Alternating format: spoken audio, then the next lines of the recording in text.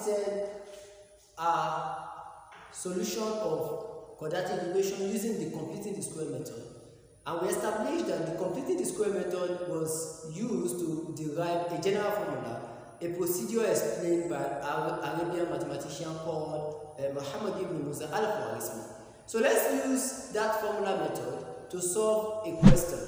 The formula method is given as s is equals to minus b plus or minus square root of b squared minus 4ac all over 2a.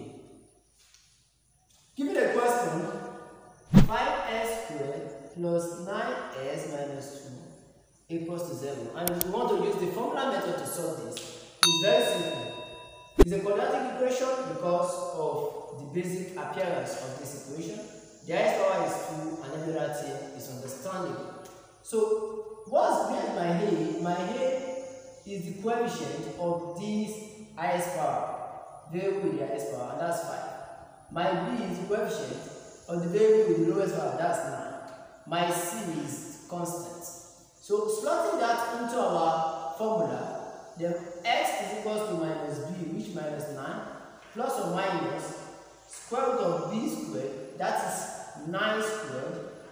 9 squared is 81. I want to be a little bit faster. Minus 4ac. My a is 5. My c is minus 2. All over 2a. My 2a. Then my a is also 5. So we have minus 9 plus or minus 81 minus times plus minus 5 times 2 10 times 4 40 all over 10. Continue. Minus 9 plus or minus. So this is 81 plus 40. 81 plus 40. This one 8, 9, 10, 11, 12. 121. 121 over 10. So we move on, and that is minus 9 plus or minus, that's 11 all over 10. Then minus 9 plus 11 over 10, or minus 9 minus 11 over 10.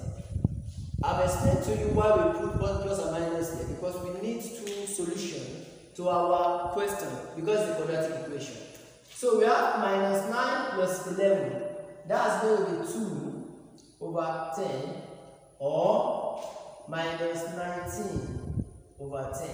Then this is going to be 1 over 5, or you want to take it to decimal if you want.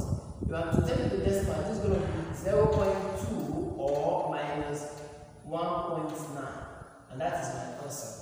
So that concludes the formula method. The formula method is very direct and straightforward, and it can solve any question. So we have one last aspect to deal with in our quadratic equation.